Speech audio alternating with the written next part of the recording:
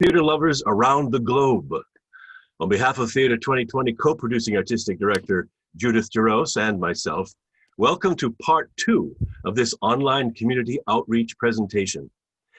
Theater 2020 has presented our free Hearthside reading series at the Brooklyn Heights Library branch of the Brooklyn Public Library for many seasons, and we are proud to continue this program online during these times when we cannot yet get together safely in person. The library and the arts are precious commodities to all humankind, and we thank Rachel Timon and the Brooklyn Public Library for the support of the arts and our organization. The arts cannot survive without help.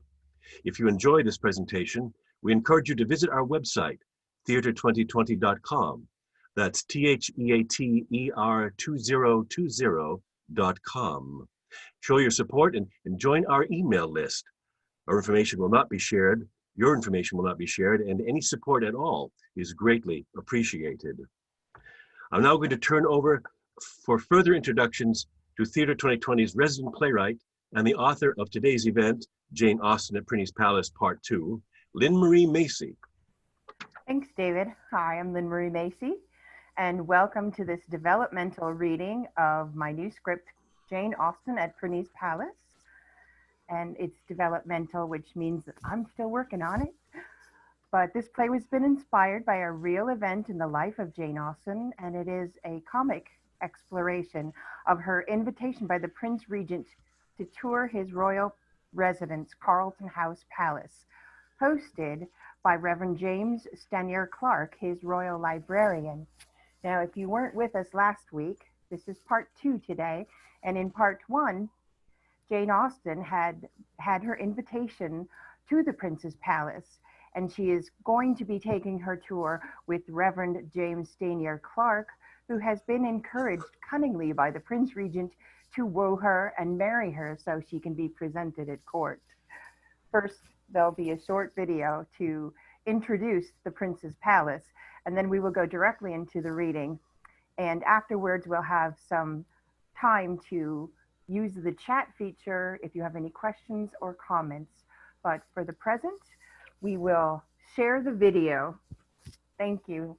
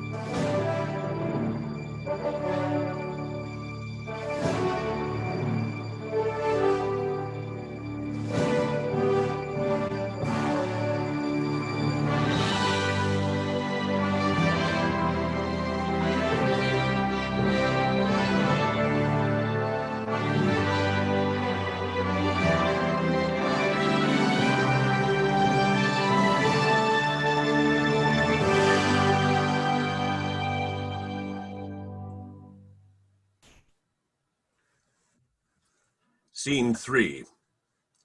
Jane Austen enters into a spot.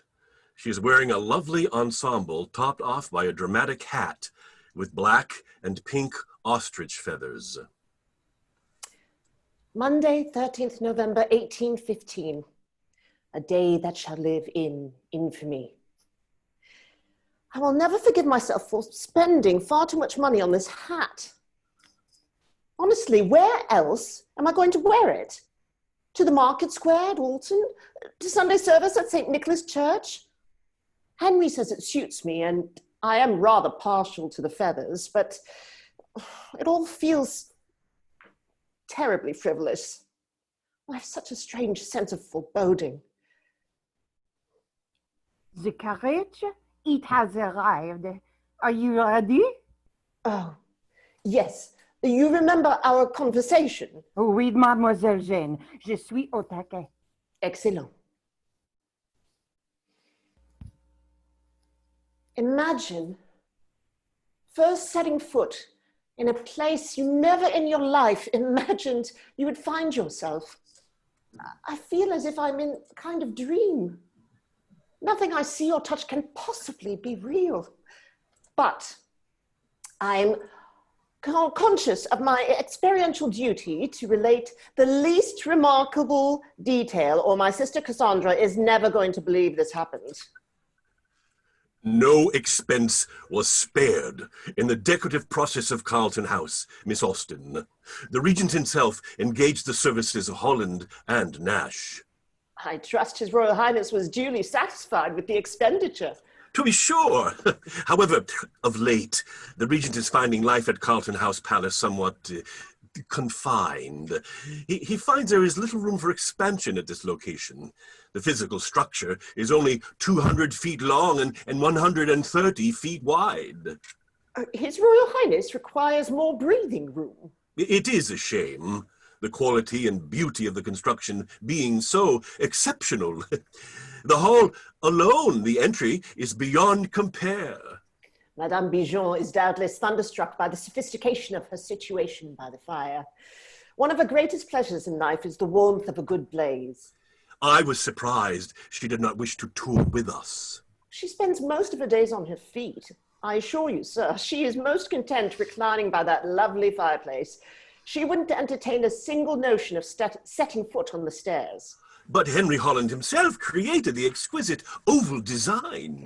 To spectacular effect, Mr. Clark. But we cannot all be discerning connoisseurs of contemporary architecture. Indeed. Not when presented with the enticement of a comfortable easy chair, a cup of tea, and a roaring flame on a cold November morning. Ah, the simple pleasures in life. Precisely. Now, if you will follow me, Miss Austen, there is something extraordinary I would like to show you. If I have to look at another painted landscape, I believe I may find myself cross-eyed. The sheer multitude overwhelms the senses. The Prince Regent must have hundreds of paintings.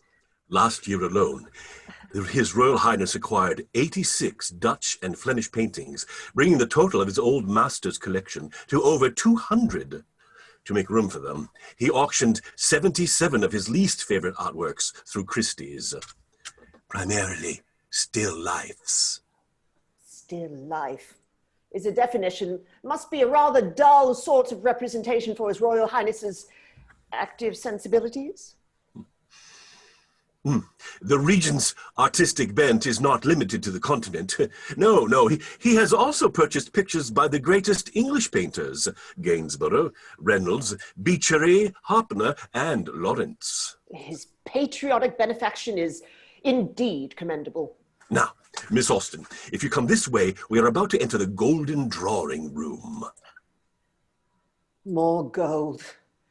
Carlton House Palace is beyond my powers of description. The polished marble, the ornate gilded cornices, rich brocades, exotic carpets, carved and embroidered furnishings, the magnitude of expenditure, the sheer opulence and pretension. Come, Miss Austen, come. You won't believe your eyes. Ostentation awaits. Scene 4. The lights shift and the action returns to the library. The prince enters and looks suspiciously around. He hears voices in the distance. He ducks behind a curtain, but realizes his stomach is protruding.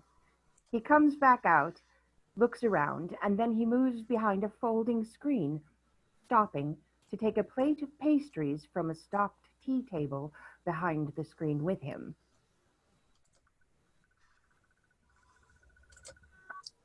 And this, Miss Austen, is the Prince's Library. There are above 65,000 volumes, bound in a uniform style covering history, military history, classical and contemporary literature, geography and topography. His collection of maps is second to none. He can travel the world without leaving the room. Indeed. Mr. Clark, I am most obliged to you for conducting such a fine and informative tour. Carlton House Palace is indeed extraordinary. And which chamber struck you in particular? The beauty of the Gothic conservatory is beyond my powers of description. Yet I must commend the rose satin room for elegance. Glorious. Every chamber I entered was more spectacular than the last. My greatest personal achievement is here in the library. But of course, books. Mr. Clark, my brother Henry has asked me to convey his best wishes to you. I was delighted to make his acquaintance, and was only sorry that it was under the sad circumstances of his weakened condition. Dr. Bailey has assured us that he is to make a full recovery. Wonderful. I see that tea has been prepared for us. Would you care for some refreshment? I should be delighted. Thus far, my direct questions have been fruitless. Mr. Clark is most elusive as to the prince's true motivations, but I am not to be deterred. I shall winkle it out of him. I sent the royal kitchens for the finest pastries in your honor. Allow me, Miss Austen, sugar. Please. His Royal Highness has ordered his tea especially for Carlton House. It comes directly to us all the way from Ceylon. I shall enjoy it all the more for its notable circumvention of the earth. Miss Austen, may I be so bold as to speak of your truly remarkable literary efforts? Freely, Mr. Clark. Your recent works, in particular Mansfield Park, your mind seems to increase its power of discrimination with every new work. The Regent is eagerly anticipating the debut of your next literary undertaking. Then I'm delighted to inform you and His Royal Highness that I have a new book with Mr. Murray, my publisher, at this very moment. It is expected to come out next month. So soon? How glorious! Can you give me any indication as to the subject matter? It is entitled Emma, and I'm afraid she may be the kind of heroine that only I could like. I very much doubt that to be the case. The prince moves to the other side of the screen, into Clark's view. I must thank you, sir, for the very high praise you bestow on my other novels. I am too vain to wish to convince you that you have praised them beyond their merits. That would be an impossibility. My greatest anxiety at present is that this fourth work should not disgrace what was good in the others. I'm strongly haunted by the idea that to those readers who have preferred Pride and Prejudice, that Emma appear inferior in wit, and to those who have preferred Mansfield Park, inferior in good sense. We will await its publication with most animated anticipation. The Prince will be delighted to hear about Emma. Most delighted. There is something in his tone. Mr. Clark, you are something of a writer yourself, are you not? Miss Austen, you are familiar with my works? What you may not know, Mr. Clark, is that I come from a naval family. Do you? How extraordinary. Indeed, my brother, Captain Francis Austen, commanded the HMS Canopus throughout the war, and my youngest brother, Captain Charles Austen, is currently on active duty in command of the HMS Phoenix in the Mediterranean. You stun me beyond expression. May I flatter myself that you are familiar with the Naval Chronicle? With two beloved brothers in active service on the high seas during the wars, you may imagine for yourself with what enthusiastic interest my family perused your periodicals. I am indeed familiar with Captain Francis Austen by name. I feel a fool for not having made the connection sooner. You can hardly know every officer in His Majesty's Navy. You cannot know how much this intelligence gratifies me. Here is the most recent issue of the Chronicle. Please accept it with my admiration for your brothers. Thank you, Mr. Clark. You are too kind. I have also published a few histories. Have you indeed? May I? Certainly.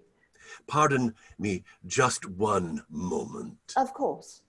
At this moment, Madame Bijan comes to the door and waves Jane over. Jane goes to her. Clark goes to the prince. He pretends to be looking for books as he speaks to the prince. Your Highness, what can you mean by this? Your Highness must not stay. Simply had to get a gander for myself. She is stunning, men, and witty. Clark, don't ruin this chance. You must stop talking about history. Far too dull. What is the word? The carriage, it is ready, mademoiselle. A new team of horses has been given. Good work. I am not cut out for this. Woo her, men. Talk to her of love. Praise her beauty. Use your charm. Oh, you have been given the macaron. Have I? Je suis a French woman, mais pas de macaron pour moi. Je dis ça, je dis rien. Sweet meat, what is sweet meat? Here, take the wretched macaron. I beg your Highness to exit through the servants' door. Yes, yes, yes. Conquer your fears, men. Scale the edifice. Merci, mademoiselle. Be ready when I come. Oh, oui, j'ai tout préparé. Ah! Here we are at last. All that searching has left me famished. Miss Austen, let us waste no more time and indulge in our tea cakes. How singular. I hope you might have an equal appetite for my publications. The Progress of Maritime Discovery. And The Life of Lord Admiral Nelson? How remarkable! it is the first history of his life to be published, and let it be remembered that the late and great lamented admiral was also the son of a clergyman. I have only the highest regard for clergymen. My father was a clergyman, Mr. Clark, as is my eldest brother. Oh, Miss Austen, I might have guessed even without this welcome information. How heartening. Where did your father receive his education? Tonbridge School, then St. John's College. Upon my life, madam, I attended Tunbridge School, then St. John's College. Oxford. Cambridge. Would that my father were alive to meet you. He was the rector of St. Nicholas Church at Steventon for many years. My dear madam, you derive from a remarkably accomplished family. Would you believe, in addition to my post as the Regent's chaplain, librarian and historiographer royal, I also hold the livings of Preston and Tillington. Mr. Clark, my brothers will be suitably impressed that I have made your acquaintance. I have indeed been truly blessed. All that is wanting is that special someone to share all my good fortune. Don't think I like where this is going. I was in the Navy myself, Miss Austen. Were you indeed? I served as chaplain on board the HMS Jupiter. He had the honor of conveying Her Royal Highness Princess Caroline to London on the occasion of her marriage. Mr. Clark, again a most extraordinary coincidence. My brother Francis was a lieutenant serving on board the Lark, part of the squadron that escorted the Princess and the Jupiter from the continent to England. Perhaps you even encountered him at that time. Certainly it is possible that I have met your brother. It was some years ago. The Jupiter has since been lost. A sad event noted here in volume 14 of the Navy Chronicle, page 18, paragraph 2. How precise. I do hate to hear of losses. Every loss is so cruelly tangible, is it not? Manifestly, madam. I am struck to the heart. Our meeting feels almost preordained, as if the hand of fate herself had intervened. Fate. It might just be destiny. Destiny. What have I done? Flattery has pried no relevant information from him and seems only to have stirred dormant and inappropriate ideas of feminine fascination. Only think. Your brother and myself embarking on the same perilous voyage by sea, our mutual endeavors, holding the very life of our precious cargo in the balance.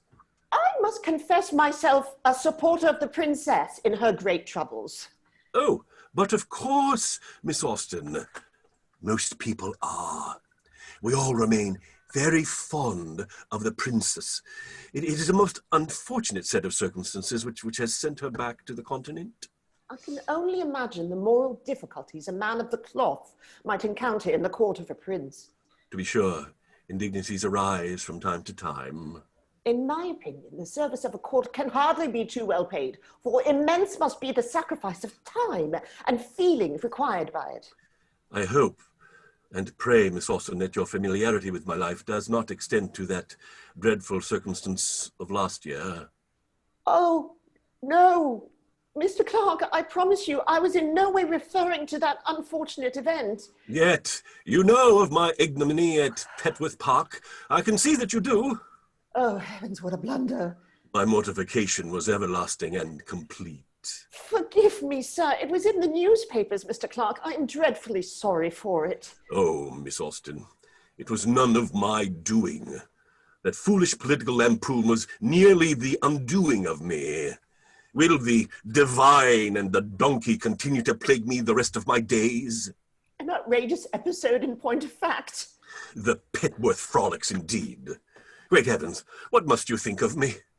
Only that you, a respectable, worthy gentleman, became the unwitting subject of a cruel prank at the hands of a band of dissolute, disrespectful courtiers. Do not trouble yourself over it, sir, not on my account. Normally, I never touch wine, aside from the odd glass of the elderberry variety. Of course not. And I still have no idea how they managed to dress that donkey in Lady Egremont's bedclothes and so effectively guide it into my bed. It was a dreadful awakening, finding myself face to face with an ass. Not an uncommon occurrence in the capital, I'm told?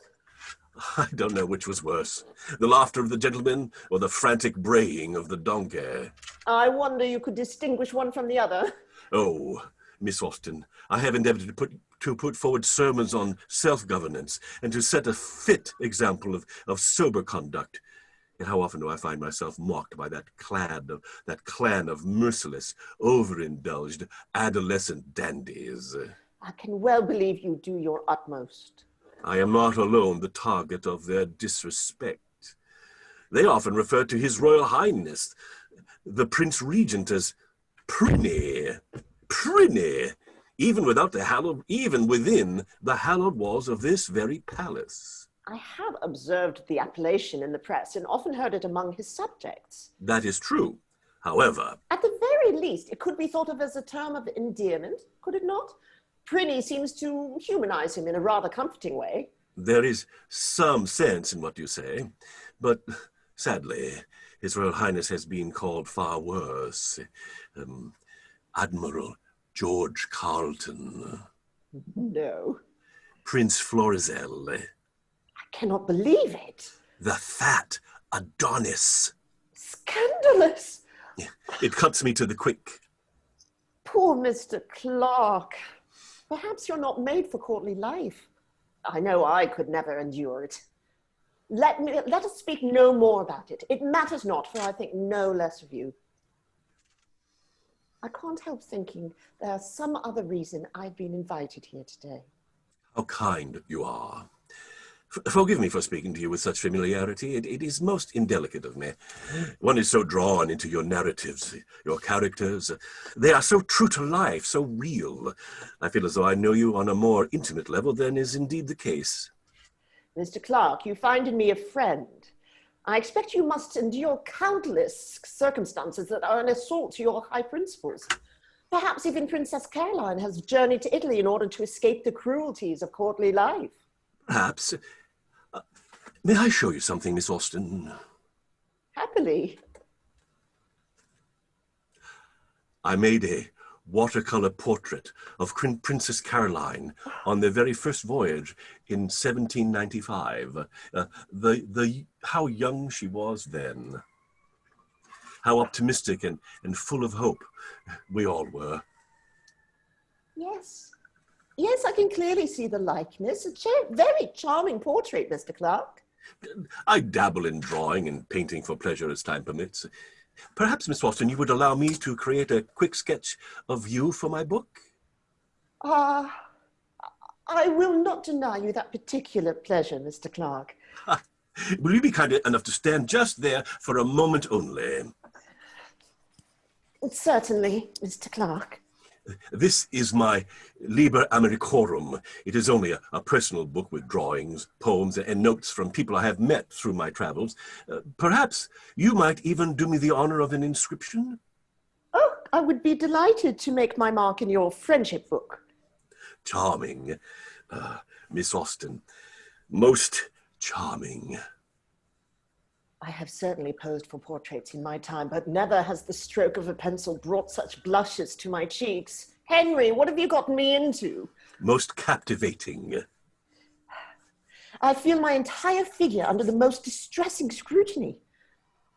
Mr. Clark, considering your taste for prose and your obvious powers of observation, I am surprised that you have not turned your own pen towards literary composition. Me? Write a novel? Never. Great heavens, no. That would be quite an impossibility. A bit of color. My family have always been great novel readers and not ashamed of being so. Ah, Miss Austen. I believe novel writers are an injured body. There seems to be almost a general wish of undervaluing the labor of the novelists, who only have genius, wit, and taste to recommend them. Please, Miss Austen. Oh, it is only a novel. It is only Cecilia or Camilla or Belinda, only some work in which the greatest powers of the mind are displayed, in which the liveliest effusions of wit and humor are conveyed to the world in the best possible language. Miss Austen, dear Miss Austen, you misunderstand me. I only meant that I can collect facts and figures and present them to the public in an orderly manner, but I have never deluded myself into thinking I might have the talent or ingenuity to create such a delightful and engaging works of literature as you and your esteemed colleagues.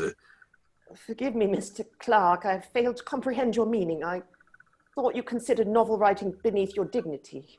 On the contrary, Miss Austen, to craft such profound works of art where nothing previously existed seems to me to exemplify the greatest powers of creation available to mankind, or more accurately in your case, womankind. Never before have I heard a more impassioned support of literary composition in my life. I hope I am not too forward, but you must weave it into one of your books. Oh, really, Mr. Clark, though, do you know, I have just the place for it. I have an early work with which I've never been fully satisfied. The heroine is a great reader of novels. Such an edition may just lend the right tone. I thank you for your proposal, Mr. Clark. How delightful, Miss Austen. Enchanting. Miss Austen, I do have a confession. Well, judging myself thoroughly unequal to the creative task myself, I will admit to giving literary composition some thought. I might have guessed. May I be so bold to suggest an idea for a hero to delineate in some future work? A hero, you say? Yes, the gentleman should possess the habits of life and character of a clergyman. He should pass his time between the metropolis and the country. A clergyman, Mr. Clark. You have always been so generous as to allow your heroines to fall in love with clergymen. That judgment now seems frightfully rash. He should be silent when glad, affectionate though shy, and in his looks most demurely sad. Or sadness, demure. Precisely. From time to time he might laugh aloud, and yet no one know why. Indeed, Mr. Clark. Miss Austen, he ought to be fond of and entirely engaged in literature. No man's enemy but his own. Pray, dear madam, do me the honor of thinking of these things. Mr. Clark. Yes, Miss Austen. You are trotting on my frock. Am I? I'm afraid so. Oh, I beg your pardon, madam. Mr. Clark, I am quite honored by your thinking me capable of drawing such a clergyman, but the comic part of the character I might be equal to, but not the good or the literary. I cannot believe it. Such a man's conversation must be on subjects of science and philosophy, of which I know nothing. By no means, madam. A classical education appears to me quite indispensable for the person who would do any justice to your clergyman. Indeed. I think I may boast myself to be, with all possible vanity, the most unlearned and uninformed female who ever dared to become an authoress. Madam, on behalf of the Regent and myself, allow me to declare how delighted we are that you have dared to share your singular talents with a grateful nation. Mr. Clark, you render me quite speechless. It is time to fashion a graceful exit. Have you considered employing your considerable talents toward a tragedy? Oh, let other pens dwell on guilt and misery, Mr. Clark. I'm far more impatient to restore everybody to tolerable comfort and good humor. Indeed. And I make it a precept never to take myself seriously. Truly, Miss Austen? I am highly amused by my own nonsense every day. I believe I must now take my leave, sir. I cannot leave my brother for too long, and I am sure that Madame Bijon is positively gasping with weariness in the great hall. No, no. Miss Austen, I could not endure your premature departure. As you yourself said, Madame Bijon should be most comfortable seated by the fire, sipping her tea. Miss Austen, dear Miss Austen, I can imagine you equal to any subject set before you, even an historical romance. Romance? Romance? There is talk of a royal marriage between the Princess Charlotte and Prince Leopold. To be sure, an historical romance founded on the House of Saxe-Coburg might be much more to the purpose of popularity than such pictures of domestic life that I deal in. Utter delights, Miss Austen. But I could no more write a romance than an epic poem. Truly, Miss Austen? I could not sit down to write a serious romance under any other motives than to save my life. And if it were indispensable for me to keep it up and never relax into laughing at myself or at other people, I'm sure I should be hung before I finish the first chapter. Oh, Miss Austen, how amusing you are, and how uncommonly droll. No, Mr. Clark, I must keep to my own style and go in my own way. 3 or 4 families in a country village are the delight of my life. How thoroughly you know your own mind. Madam, it is a most attractive quality. But would you believe it? I have yet another proposal for you. No, please, Mr. Clark, no more proposals. But you may be more receptive to this one. Mr. Clark, I believe your motivations to be worthy. Unfortunately, my acquiescence to any of your well-intentioned proposals must be out of the question. I make it my business never to be in danger of giving false representations. I do not fully understand you, Miss Austen. I should never offer such encouragement of explanations as to give a clear one myself. Now, Mr. Clark, I really must return to my brother as he requires my attentions. I understand, Miss Austen. But Before you take your leave, I'm obliged to tell you that I have been instructed by the Prince Regent that you have His Royal Highness's express permission to inscribe a dedication to him in any future work. The secret emerges at last. Mr. Clark, again, you have rendered me quite speechless. It is a thorough mark of distinction, Miss Austen, and well deserved. Thank you, sir. I'm honored by the Prince's generous authorization, and I'm very much obliged to you yourself for the kind manner in which you have mentioned my work. Are you quite well, Miss Austen? I am very well, sir. Very well indeed. Would you care for some more tea? No, thank you, sir. You have been most kind. For a moment only, I had forgotten where I am and what it all means. It is not a dream, Miss Austen. No, indeed, Mr. Clark. I pray for your continued success and the continued favor the Regent has bestowed. Thank you, Miss Austen. Yet the pleasure of my many successes bring me is somewhat lessened by my solitary situation. Indeed, sir. But I trust that you will find as much comfortable solace in your work as I do in mine. I endeavor to find contentment.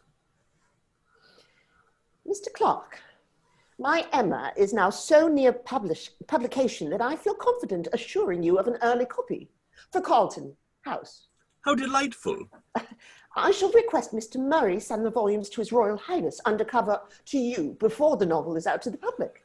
We should be most grateful. Sir, I must ask you a question regarding my liberty to dedicate any future work to His Royal Highness. I believe those to be your words. Yes, madam. I'm very anxious to be quite certain of what you intended. Is it incumbent on me to show my sense of honor by inscribing the work now in the press to His Royal Highness? I'm equally concerned I might appear either presumptuous or ungrateful. Is this a kindness or a command? My dear Miss Austen, it is certainly not incumbent on you to dedicate your current work to His Royal Highness. But if you wish to do the Regent that honor either now or at any future period, I am happy to send you that permission. I see. Thank you for all the trouble you have taken on my behalf. Tut, tut. Really, I cannot thank you enough for your scrupulous attentions. The pleasure has been all mine. I shall contact my publisher, Mr. Murray, as soon as I return to Hunt's Place. I will be sure to give him instructions as to early copies for His Royal Highness. Thank you, sir. Good day, Mr. Clark. Good day to you, Miss Austen. Oh, Miss Austen! Miss Austen! You forgot to write in my friendship book, the Liber Amicorum, Miss Austen. Remarkably fleet of foot for so delicate a creature. Well, next time then, I shall not forget. Clever, opinionated, beautiful, and most elusive. Reverend James Stanier Clark holds up and views his sketch of Jane Austen as the lights fade on him and rise on Jane Austen entering from another part of the stage into a spot. Madame Bijon and I flew into the carriage and escaped to Hunt's Place in complete safety and with all speed. Henry was indeed eager for every minute detail, which I related with dramatic aplomb. He was every bit as shocked as I when I told him of the request from the Prince to publicly dedicate my next novel to him. I have a monumental task ahead of me. I think I saw him. Who? The fat one. Do you mean the Prince Regent? Oui. He comes out the servant door. How odd. What did you do? I offer the macaron. He takes. He takes all of them. Prinny's palace is a madhouse. Oui.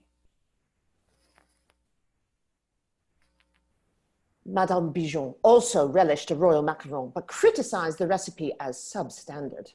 She has promised us the authentic French delicacy for tomorrow's tea. How divine. The lights rise on the prince's library. The prince and James Stanier Clark are seated, reading Emma. Delightful and utter delight. Yes, Your Highness. This Miss Bates, she's just like my sister Sophia, with her incessant nettering. Uncanny. Have you ever read anything so clever, Clark, eh? No, Your Highness.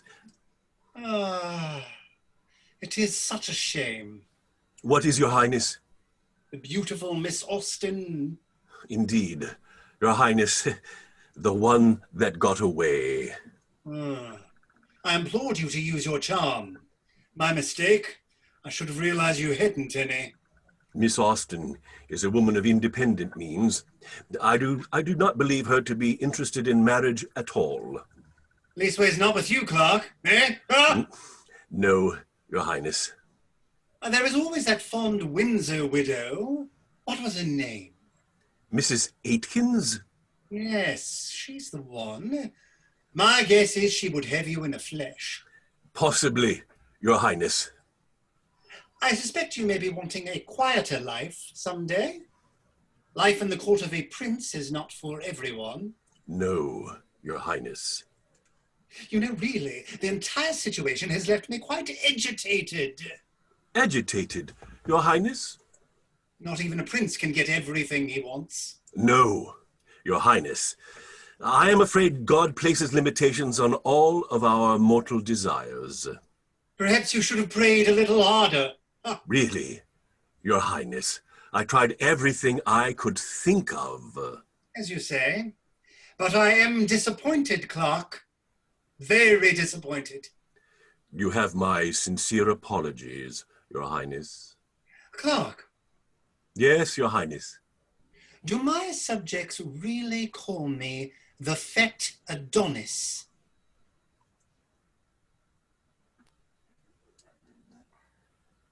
The lights shift, and a spot rises as Jane Austen crosses into it. Scene 6. After sleepless nights, wrangling and wrestling with my conscience, and mounds of advice from my brother and my publisher, the stalwart Mr. Murray, the aforementioned dedication to the prince was compiled, approved, and placed into the introductory pages of my newest novel, Emma.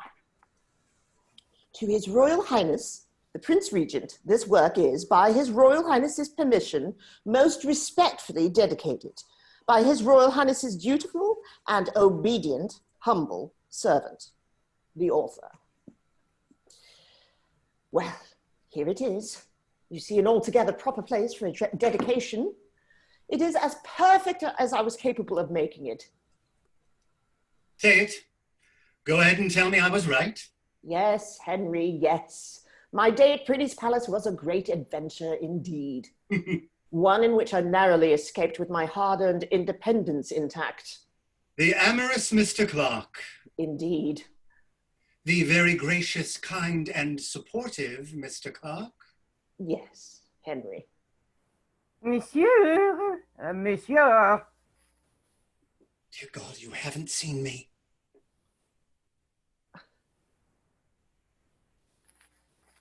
Où est le monsieur? It's time for the broth.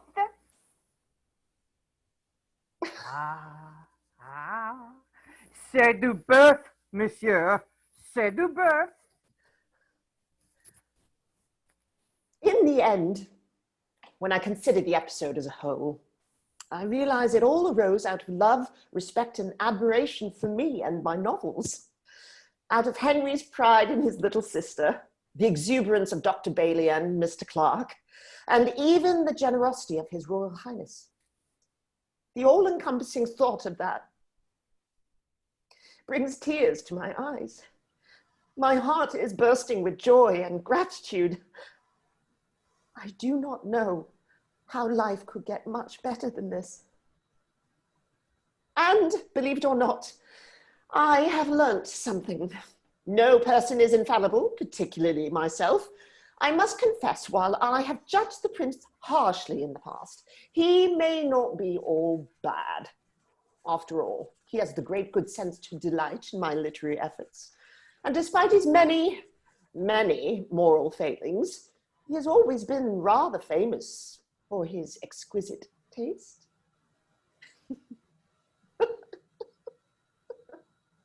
End of play.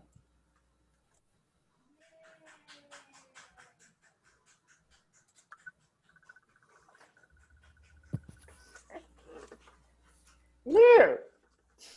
If I may, a few words in conclusion. We want to thank everyone for attending. We want to remind you that events like these are only possible with the support of people like you. Please visit our website at theater2020.com to show support and sign up for our email list for future notifications of events. Next up, our Hearthside reading series will present a radio Christmas carol, complete with sound effects, free on Saturday, December 12th at 2 p.m. We hope to see you all there. So now feel free to send us some messages or ask any questions that you may have using the chat feature. So we have, thank you, it was wonderful. And a great job, everyone. Thank you so much. Another said, great work, everyone. Thank you so much. Bravo, congratulations. You are also great. Great an audience. What a great audience. Thank you. Fabulous audience. Thank you so much for tuning Guys in today on such a beautiful day. We really appreciate you joining us. Does anybody have any questions? They're coming in fast and furious now. Wonderful, what a terrific cast. Thank you. Hope you can stage it in happier times. Wouldn't that be fun? Yes. I love that. Where was Carlton House and what happened to it? Carlton House was in London, and that was a little bit of it featured in the video that we showed earlier. It was torn down and actually by the Prince Regent, who then pretty much used it for spare parts in other palaces. So you may find pieces of Carlton House Palace at Buckingham Palace, you know, architectural features, doors, you know, cornices. They're never going to really know for sure where everything went, but they also believe that some of the front portico of the building was used and is now standing in front of the National Gallery. So that's also an interesting little detail. To what kind of research does such an undertaking entail? Well, I did do a lot of research, and I did research about Carlton House Palace, research about Jane Austen and her life, research about Reverend Clark and his life. And that is when I stumbled onto the political lampoon that was published in just the year prior to this incident. So it was quite a bit of a scandal for him. And I wondered if we should maybe share that so everybody can have a peek at that lampoon again. Am I able to share screen? I do not know. Yeah, there it is. I'm just showing this lampoon again. It's making it a little bigger. Oh. Yeah. So here you can see the courtiers. I mean, it was a terrible prank that they pulled on Reverend Clark. They got him drunk, and apparently this actually happened. And they dressed the donkey in the hostess's bedclothes and put him and the donkey in the bed together. So I think it's kind of funny, but I'm sure that was just dreadful. In the picture, who is the fat guy with no pants? Is that? Oh, that's the Reverend Clark. Oh, yeah. No. Yeah, and that's the donkey. That's they believe it's him. We'll say not everybody 100% believes it's him, but yeah, I'd say 3/4 of what I read said it was him. So that's so terrible. Yeah. So we'll stop share right now. Thank you for that. That's enough. You're welcome. Enough of that. I think there might have been another. Any more questions? There's another message. We had someone saying something about the Zoom platform for rehearsing and all that, and adding excellent tech. Well, we had some wonderful help from the library, which was Yes, we're so grateful for the library for helping us. And, yes, and especially with, you know, playing the video and helping us put all of this together. They did a great job, and we did rehearse on Zoom as well. And this is the first time I actually performed in a play on Zoom, so it was a very new experience for me. I've had some other scripts read, but I wasn't actually in the process of the reading, so it was eye-opening. It's really interesting because you have to be not only an actor, but you have to be your own cameraman, lighting tech, and all that sort of thing. So it's an interesting thing to be doing. Costume I would like designer, makeup, everything. Absolutely. I'd like to point out one thing, that we are really across the globe, because Jane Austen is in London, and our Prinny and Henry is in San Diego, and I'm in Brooklyn, and Lynn Marie is in New Jersey. But I love the one thing about Zoom is that we can have a cast that are literally 6,000 miles apart. So that's a neat thing, I think. It's exciting. Yes. So it's a new and unexplored feature until this time for us too. So it was a lot of fun, and we're so happy to get to work with actors that we have worked with and known and who live so far away. Yes. It's a treat. Absolutely. For Amanda, what do I connect the most about Jane Austen? I heard a kind of sense of humor and observing life and putting a spin on it. Even when she gets in predicaments that are uncomfortable, she can see the funny side of it as well. But she also has great warmth. So those two things. Thanks, Tim. Yeah, and you did a great job, Amanda, with that. I think one of the aspects about this play and exploring her life is that this moment in her life was maybe the greatest public recognition that she received in her lifetime while she was alive. You know, we all love her now, and she has been loved for years and years since her death, but this was, like, I believe, one of the greatest public recognitions she received during her lifetime, even though it was from someone she was not entirely fond of, whose reputation did not, you know, meet with her morals and her family's idea of what is upstanding. But I think it probably was quite an experience for her. Here's another note. The actors were wonderful. It was very professional. Enjoyed the costuming. We did little touches to help with their imagination. Congratulations on casting the right tone and syntax of the period successfully. Thank you. We worked hard on that, and I know from working with the actors that we sometimes had to change some of the dialogue because it was complex. It's more complex, and so we did our best to keep that period feel and still allow it to flow as dialogue. So Zoom gave us an opportunity to see your work, yes, which is very nice because everything else is closed down for quite some time. So it's very exciting that we get to do this. And, you know, speaking of people, actors working with us from far away, we have people watching from far away as well, which is also exciting. A lot of people who never had the opportunity to come and see one of my plays can see this online, and so it's wonderful. That's a really up and fun thing about Zoom as well. Amanda, that great hat. Yes, I'm just going to show this hat as it really is. It is meant to be a Native American hat. But we managed to make it into kind of a bonnet. Nice. And I couldn't wear it the whole time because it would have been distracting. Yeah. That's, you know, just the little details about Zoom is you know, on camera, things take on so much more significance that you have to, you know, be consistent and prepared to go across the board with things. So great job. Love you all. That was awesome from Judith. And I think that's our last comment. I hope I didn't miss anything.